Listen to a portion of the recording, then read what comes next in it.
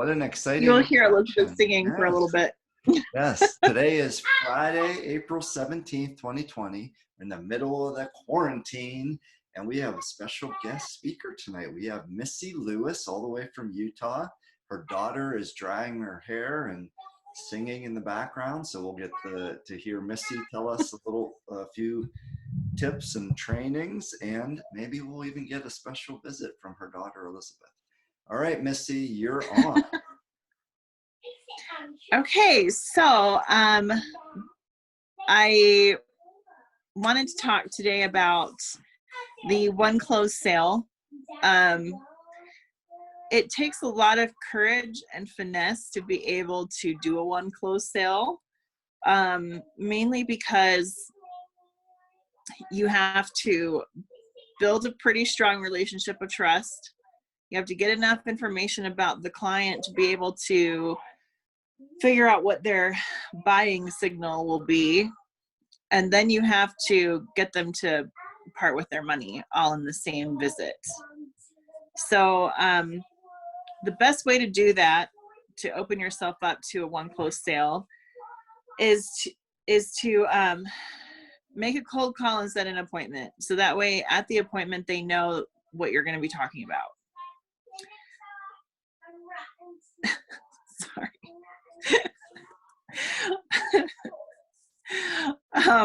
Sorry, she's so distracting. So you would make a phone call and be like, hey, I would like to share an opportunity with you. Would you be open to talking to me on Wednesday? Does 3 or 4 work better for you?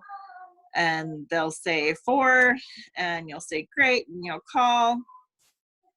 Generally, you should be expecting to be ghosted at least 60% of the time when you make appointments this way. At least 60% of the time you will not actually make contact with the person. But when you do, you start the conversation. Scott, do you want to role play with me for a minute? Okay, so hey Scott, it's so nice to see you. Like, how are you doing? Thanks. I'm pretty good now that I quit watching the news. I know, right? This quarantine is like killing me. So, how are you staying busy through the quarantine? Well, luckily I have some friends that do some workouts and things, so I've been able to kind of jump on these video chats and do workouts. So that's been keeping me going, seeing some positive people. Oh wow, yeah. Like for an extrovert like me, that would really make a difference in how I handle it. So, have you been able to see your family at all? I haven't seen really anybody from my family in a long time. However, I don't see them often. I wasn't seeing them a lot before the quarantine. So it's been okay, I guess. Oh, wow. So is there anything that keeps you from seeing your family very, very much?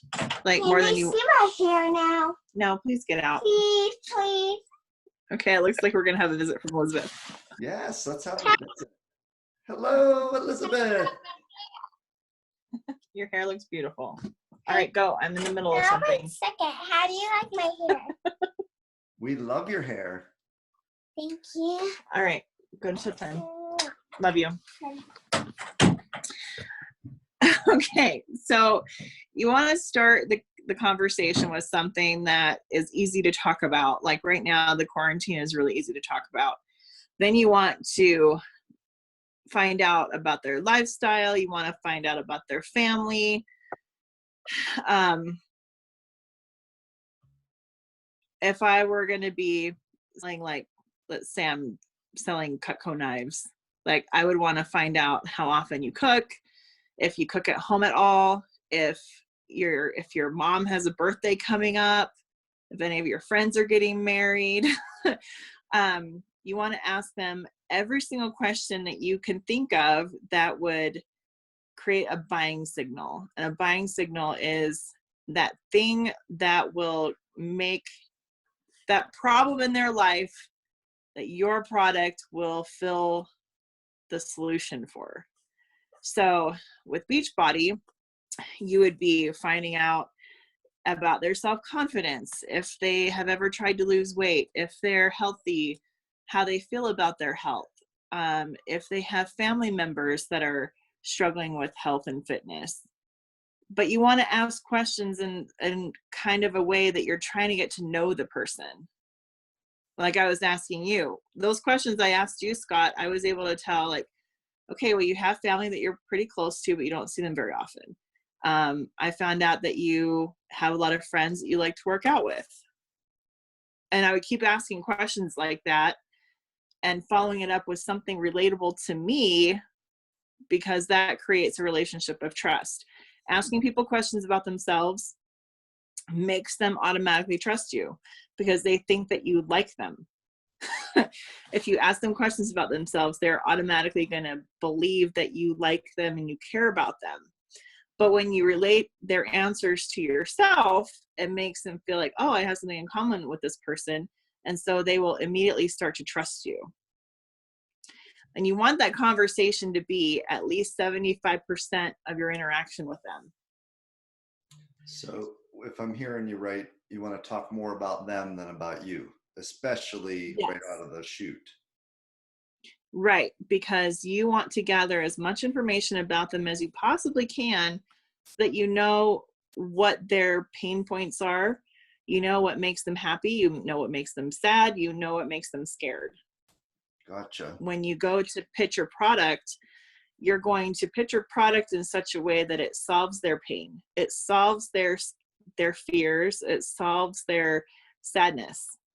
And you want them to associate your product with happiness. There was a good training that I don't want to interrupt you, but I don't want to forget to say this to everyone that watches the recording. There's a good training in our team page, and it's called Get a Yes. And it's by Kim Carver. His name is spelled with a C, C-I-M, Mm-hmm.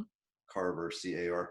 And one of the things that he recommends when you're in these messages and conversations, whether they're on a phone call or a video chat or typed, that you at the beginning ask a lot of questions that you know their answer is going to be that word right there. That book goes back there. Yes. Yeah. Continue. Yes, that will create a psychological predisposition to saying yes later on in the conversation. But what I'm talking about is what happens before you try to get them to say yes a lot.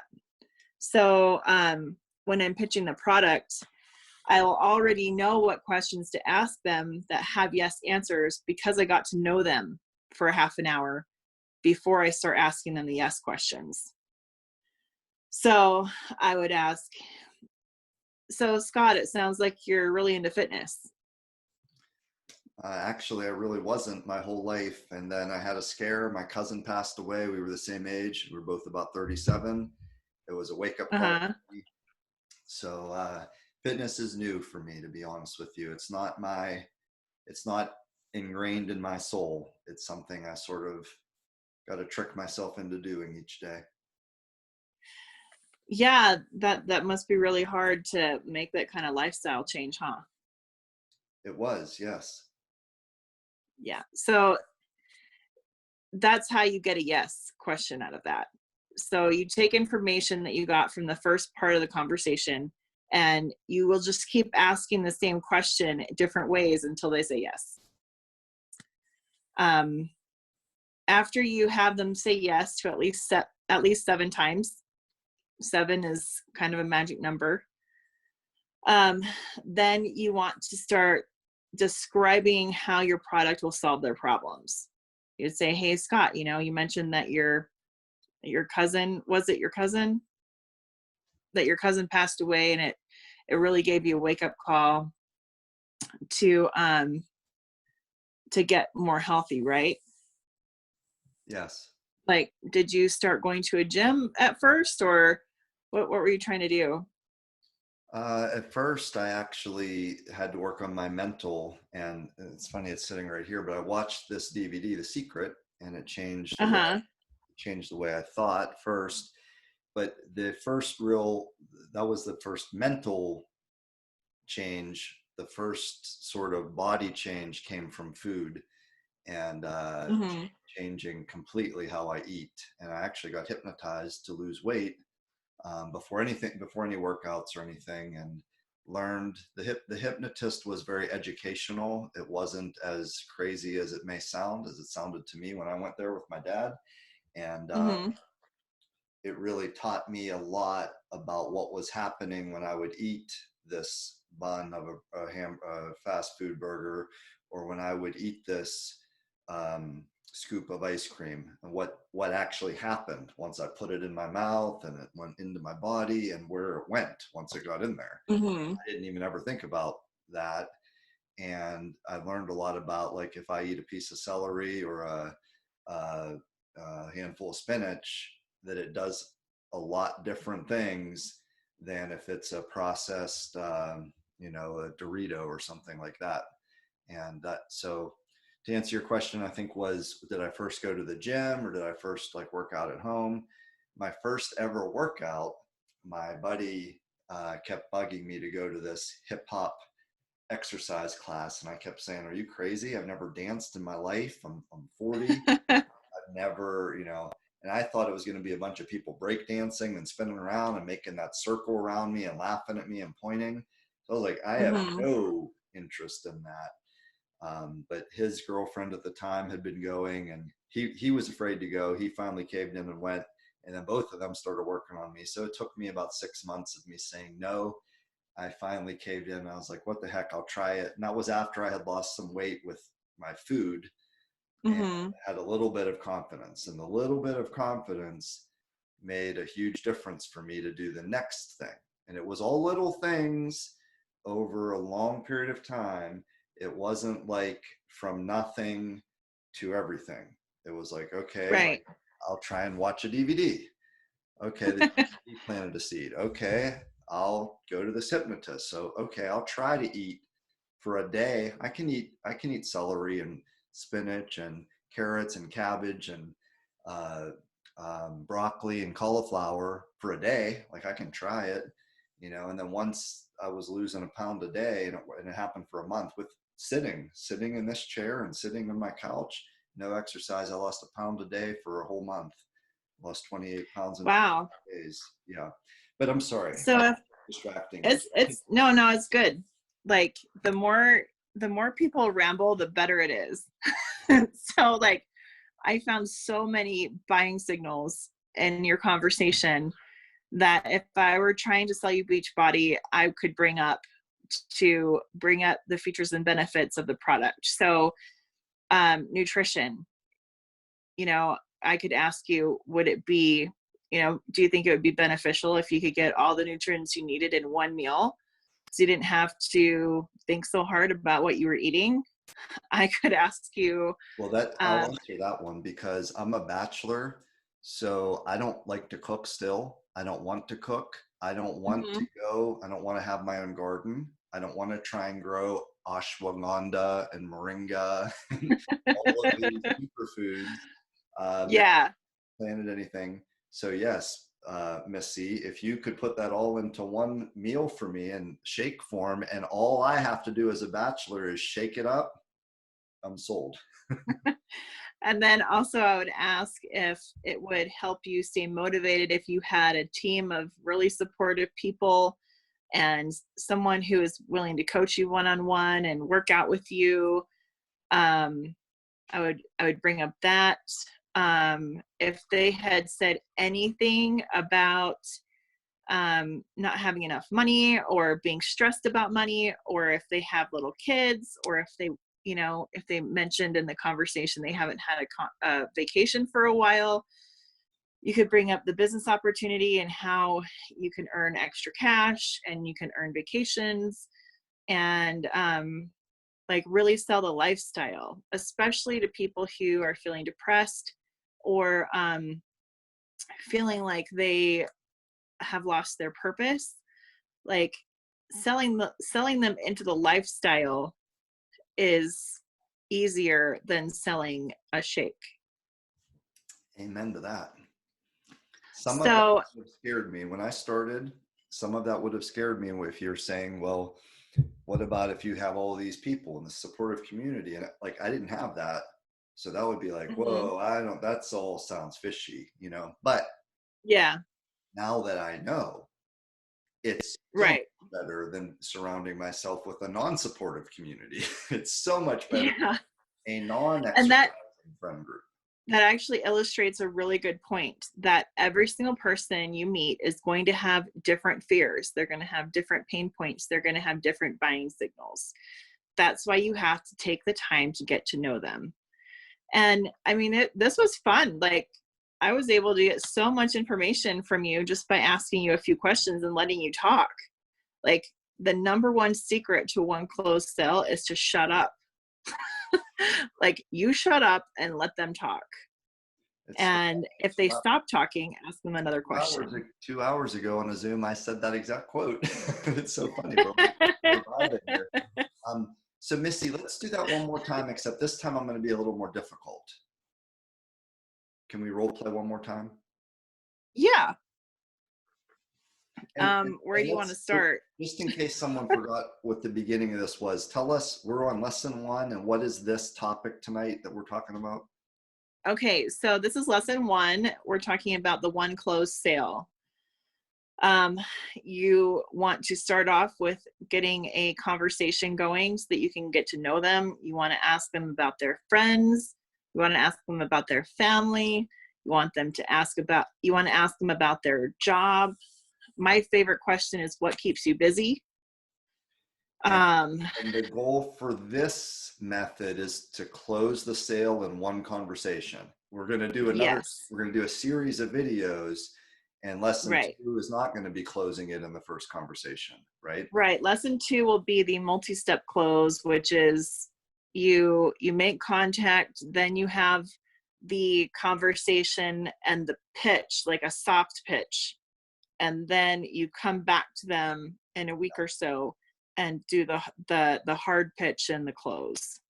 And then we'll have lesson 3 later. We'll get into those a different night. Yeah. Okay, so let's role play one more time. Go ahead. I'm going to try and pretend like I'm someone who I'm talking to now, but go ahead. Okay. So hey Scott, it's so nice to see you and be able to sit down and have a conversation. How are you doing? Good. That's great. So how's this COVID nonsense treating you? It's been tough, to be honest. We're not working right now. Me and my spouse are home, and we're trying to homeschool, and we're trying to figure out, it's just been tough. We have to try and get groceries. Our parents are older; they can't go shopping, so it hasn't been great for our family.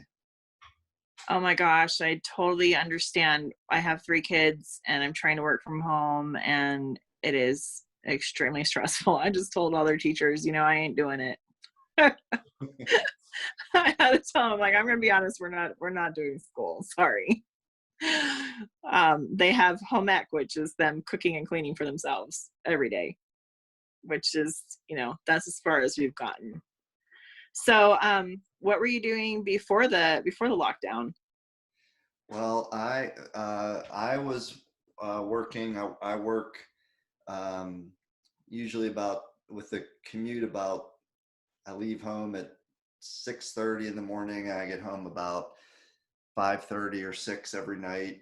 And then my wife works part-time, and she works retail in the evening. So we try and do that so we don't have to pay for as much childcare. So we did Right. before, we weren't seeing much of each other. Now we're all locked in this house together. Is that a good thing or a bad thing? Well, it was okay at first, but we're getting on each other's nerves pretty hard now. Well, hopefully you can find an outlet to help you get some of that nervous energy out. So what keeps you busy during the day at work? Well, I'm not going to work now, so Well, I mean, before the shutdown. oh, before the shutdown, I'm pretty busy at work, but I have a machine that does a lot of the work, so I have a lot of downtime, to be honest, where I'll just be watching, making sure the machine puts the parts together, and I'm just kind of bored sitting there. So I play like Tetris on my phone usually. Oh, cool. So what do you make at work? We make these little thingamajiggers, they're called, and the it's like a connector that's used on the futuristic flying car. Oh, wow, that's so cool. Yeah. How'd you get into that? Um, well, a buddy of mine said they were hiring, and I applied, and I got in like a couple years ago. So I moved up like from I was like the warehouse guy, and then I moved up a level. So it's pretty good now. That's really cool. So it must have taken some dedication to be able to get promoted at a job that seems kind of tedious. Yeah, thank you. It did take some dedication. No problem. So, tell me about your friends. Like, have you been able to see them? Like, have you done any of those like karaoke parties or anything on Zoom? Gosh, I'll be honest, since I got married and then we kind of lost touch when we had the two kids, so I kind of don't really talk to my friends much anymore with work. And when I'm home at night, I'm trying to take care of the kids and get them fed and to bed. And when my wife's home, she's taking care of them in the day because they're both, they're 2 and 4, so they're not in school yet. So the homeschooling Hmm. we're doing is because we want them to be. See, you trapped me. I told you I was homeschooling them. Okay, so in this conversation, I learned that he has a job that is really boring, that he can't go to right now. I learned that he feels like he doesn't have a lot of time. I learned that he doesn't see his wife enough and that their relationship might be suffering. I learned that they have two small children, that they care about their kids' future and they want to provide something better for them. I learned that he doesn't see his friends very often and he might need a new social circle. Um, And a couple things I think Missy did really well there. At first, I didn't want to talk to her. I'm like, you know what, I'm busy, whatever. But because it was about me and I'm an expert on me, I was like, oh, I'll answer this question. And then she asked me another question. And then as she got me comfortable talking, I actually liked making up my story and talking about my job and my kids and my friends. But the other little thing she did, she gave me a couple compliments in there. And I think weaving those compliments in, that made me feel good when she was like, oh, you moved up from the base warehouse job to the next level. And she said, wow, that must have taken a lot of dedication for you to be promoted. So she made me feel good about myself. So then I wanted to talk even more because I felt good about it. yeah, these are all ways that you can build trust. You want to ask about their friends, their finances, their family, and their fun, like what they like to do for fun. If you haven't covered all four of those, then you don't know enough. One game I used to play when I was doing this a lot is I would play a game like before I went in to talk to the people. I used to sell life insurance and I did this like 10 times a day, every day. Before I went into their house, I would be like, okay, I want to find out what their favorite color is. I want to get them to say the word, just some random word. I'd pick a random word from the dictionary and be like, okay, I want them to say the word fast. And I want to find out like where they went to elementary school.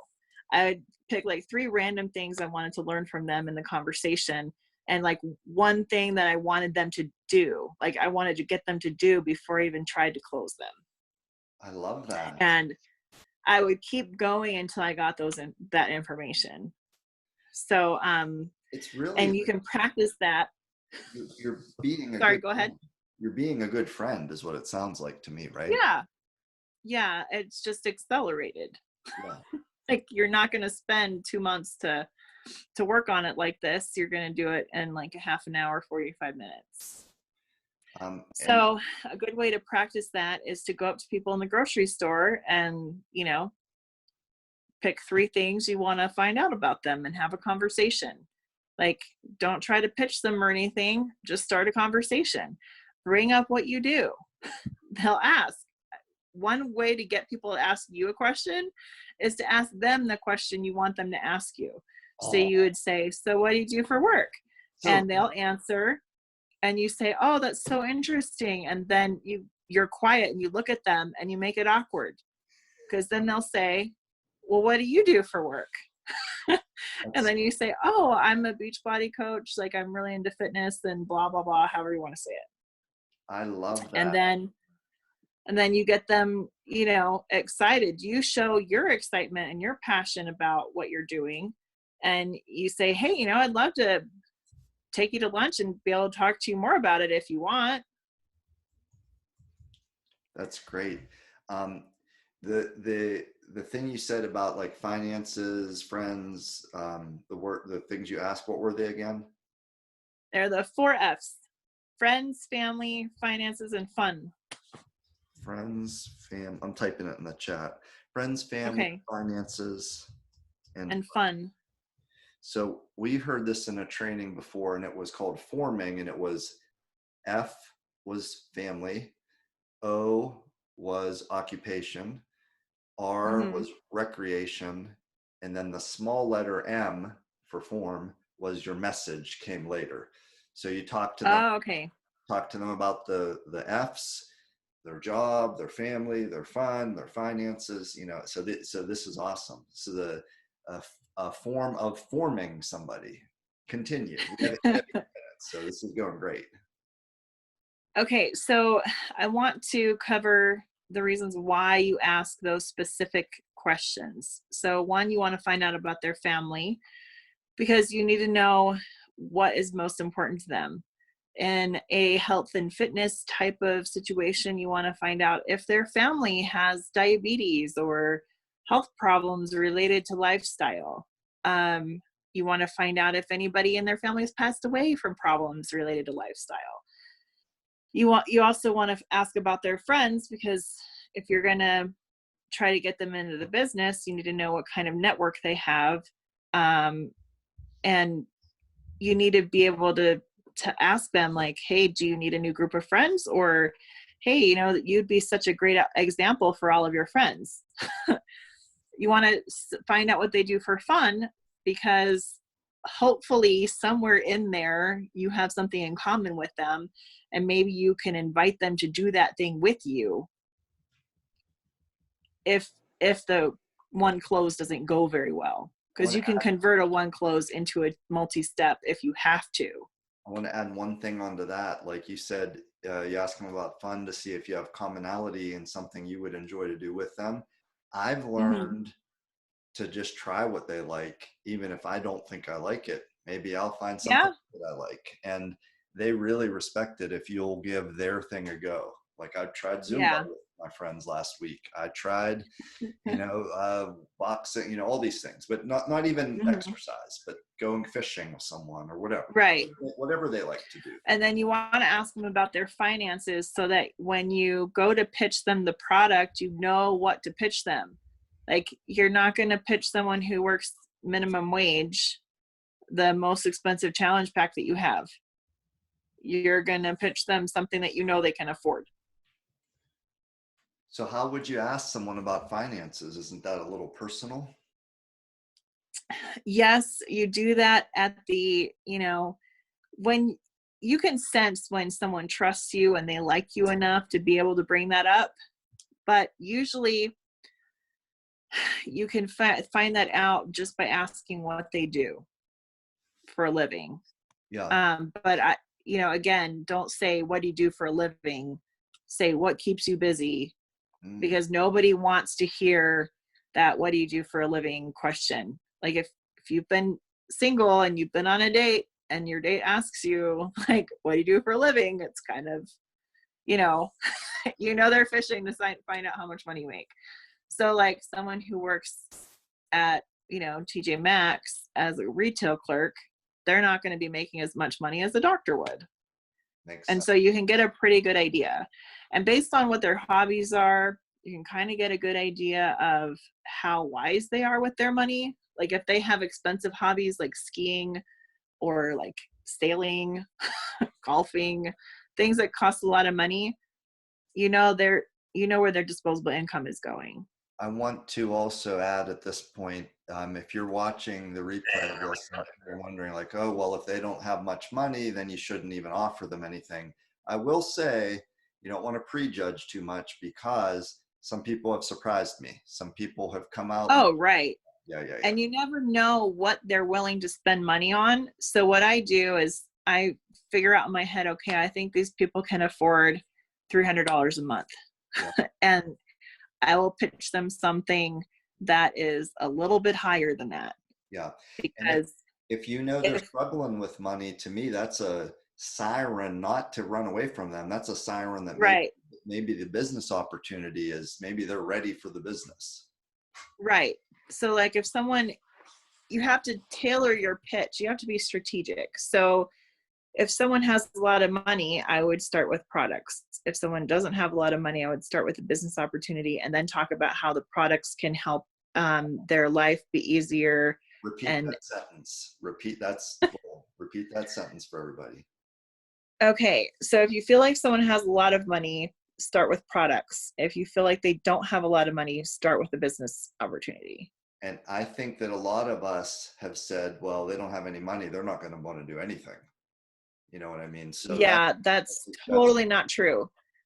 So if you have built up enough value in your product and you know what their pain points are and you have gathered enough information about them so that you know what to say when you pitch, then you will not have that, oh, I can't afford it. Yeah. You can tell a story. If you guys need a story, you can say, you know what, my buddy Scott was really struggling with money too. He actually tried the business even though he was overweight and broke.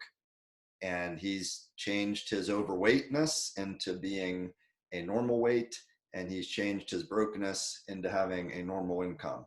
By no means am I a millionaire or a fit pro, but I've improved both those parts of my life. Okay, what else you got? Okay. 3 minutes. So I want to address what you just said. So that would be really, really great to share your story. But what's even better is to share your personal story, not someone else's. Share why you got involved, why you bought into the product. That's way more powerful than saying, hey, my friend did this. So we only have like 3 minutes left. Is that what you said? Yes, 2.5. Okay. So we're going to go to the pitch and the close. So when you're pitching the product, you should already have enough information to be able to know exactly what to say. I'm going to give you an example of how I would pitch long-term care insurance, which almost nobody ever wants to buy because it's expensive and they don't want to think about going into a nursing home at some point in their life. So what I would say is, if something happens and you fall and break a hip, which one of your children are going to come and move in with you to help take care of you? And they would think about that and then say, well, this product I have will make it so that you don't have to make that choice. They won't have to give up their lives to come and help take care of you. So the product is $500 a month. Go get your checkbook. And that's as simple as the close has to be. You just say, this is the product, this is how it solves your problem, go get your checkbook or go get your credit card. And then you wait and you look at them and you make it awkward. And you don't say anything. Shut up, don't say anything, make it awkward, make them tell you no, or they go get their checkbook. I love that. And you gave them the reason why it's worth $500 a month so that their child doesn't have to move in to take care of them. Yes. So if you have built up enough value and you have found out enough about your customer, the close really is that simple. This is the solution to your problem. This is my product. It solves the solution. This is how much it costs. Go get your credit card. That's amazing. I like this. I like this. You're awesome. This process works. My closing ratio was 95%. And my retention rate was a little over 80%. You even got Liz to give you the thumbs up on that.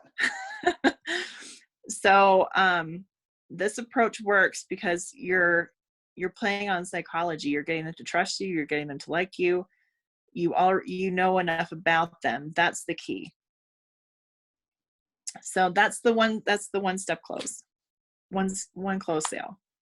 Beautiful. We're about to get cut off. I think that was a great call. Cloud says thank you. Liz is smiling away.